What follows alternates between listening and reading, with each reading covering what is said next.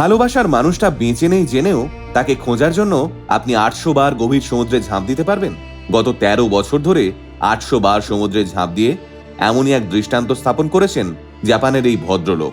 পুরুষ মানুষের ভালোবাসা এ নিয়ে অনেকেই মিম বানায় সোশ্যাল মিডিয়ায়, কিন্তু জাপানের এই অসহায় স্বামীর গল্প শুনলে আপনাদের সবারই পুরুষ মানুষের ভালোবাসার প্রতি সমস্ত দৃষ্টিভঙ্গি বদলে যাবে। ইয়াসুও তাকামাৎসু নামক এই জাপানিজ ভদ্রলোকের কাহিনী চোখে জল এনে দিয়েছে সারা পৃথিবীর। 2011 সালের সুনামিতে স্ত্রীকে হারানোর পর এই মানুষটা আজও খুঁজে চলেছেন নিজের হারানো ভালোবাসাকে। তাহলে চলুন এই হৃদয় নিংড়ে দেওয়া ভালোবাসার গল্পটা শুরু করা যাক। ইয়াসুও তাকামাৎসুর সঙ্গে স্ত্রী ইউকোর আলাপ 1988 সালে। সেই সময় তাকামাৎসু ছিলেন জাপানিজ আর্মির একজন সোলজার, আর ইউকো ছিলেন একজন ব্যাংক কর্মী। ব্যাংক অ্যাকাউন্ট খুলতে গিয়ে ইউকোর হাসি দেখে ভালোবাসার খাতা খুলে বসেন তাকামাৎসু, আর তারপরেই দুজনে আবদ্ধ হন বিবাহ বন্ধনে। এরপর 2011 সাল অবধি দারুণ জীবন কাটাচ্ছিলেন তাকামাৎসু আর ইউকো মিলে। কিন্তু 2011 সালের একটা অভিশপ্ত দিন সম্পূর্ণভাবে বদলে দিল এই দুই ভালোবাসার মানুষের জীবন। 2011 সালের 11ই মার্চ আর 5টা দিনের মতোই ইউকোকে গাড়িতে চাপিয়ে ব্যাংক অবধি ছেড়ে এসেছিলেন তাকামাৎসু। কিন্তু বাড়িতে ঢোকার আগেই তাকামাৎসু শুনতে পেলেন সারা শহর জুড়ে বেজে উঠল বিপদ সাইরেন, আর তারপর টানা 6 মিনিট ধরে সারা শহর জুড়ে চলল সুনামির তাণ্ডব।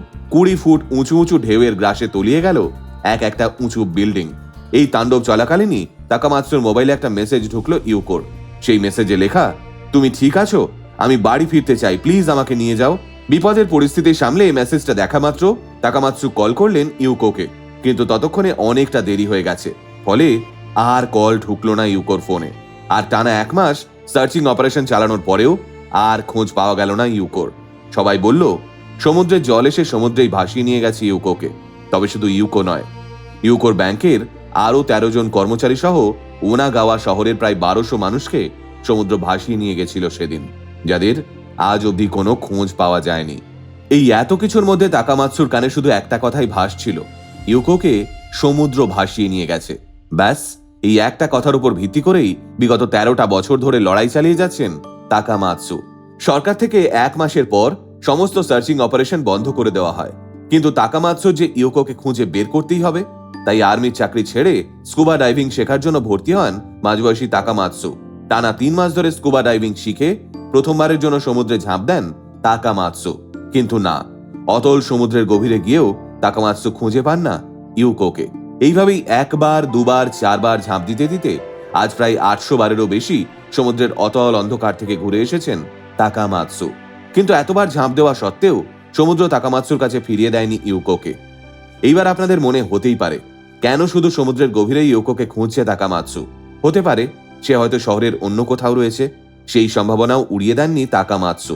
তাই আর্মির চাকরি ছেড়ে একজন বাস ড্রাইভারের চাকরি নিয়েছেন তিনি, যাতে শহরের বিভিন্ন প্রান্তে চষে ফেলতে পারেন ভালো করে। তবে এত কিছুর পরেও শুধু একটা প্রশ্নই জাগে, কেন স্ত্রী মারা গেছে এটা প্রায় নিশ্চিত জেনেও তাকে খুঁজতে 800 বার সমুদ্রে ঝাঁপ দিলেন তাকামাৎসু। ভিডিওর মাঝখানে একটা টেক্সট মেসেজের কথা বলেছিলাম, মনে আছে? যেখানে ইউকো লিখেছিল, আমি বাড়ি ফিরতে চাই, প্লিজ আমাকে নিয়ে যাও। এই একটা মেসেজই তাড়িয়ে বেড়ায় তাকামাৎসুকে। স্ত্রীকে যেভাবেই ফেরত পান না কেন, সেভাবেই একবারের জন্য বাড়ি আনতে চান তাকামাৎসু। ইউকোর বলা ওই শেষ কথাটাকে পরিণতি দিতেই গত 13 বছর ধরে লড়াই করে চলেছেন তাকামাৎসু। প্রথম লোকে তাকামাৎসুকে পাগল বলতো, কিন্তু এখন ইউকো আর তাকামাৎসুর এই ভালোবাসার কাহিনী আধুনিক জাপানের কাছে সত্যিকারের ভালোবাসার উদাহরণ। ভিডিও শেষ করার আগে সৃষ্টিকর্তার কাছে একটাই প্রার্থনা করব, তাকামাৎসু যেন নিজের এই লড়াইয়ে সফল হন, তা সে যেভাবেই হোক। ইউকোকে যেন খুঁজে পান তাকামাৎসু। আমরা আশা রাখি সৃষ্টিকর্তা এমন একজন প্রকৃত প্রেমিককে খালি হাতে ফিরিয়ে দেবেন না। সকলে ভালো থাকবেন, সুস্থ থাকবেন। আর আজকের এই ভালোবাসার কাহিনীটা আপনাদের কেমন লাগলো তা কমেন্টে জানাতে ভুলবেন না।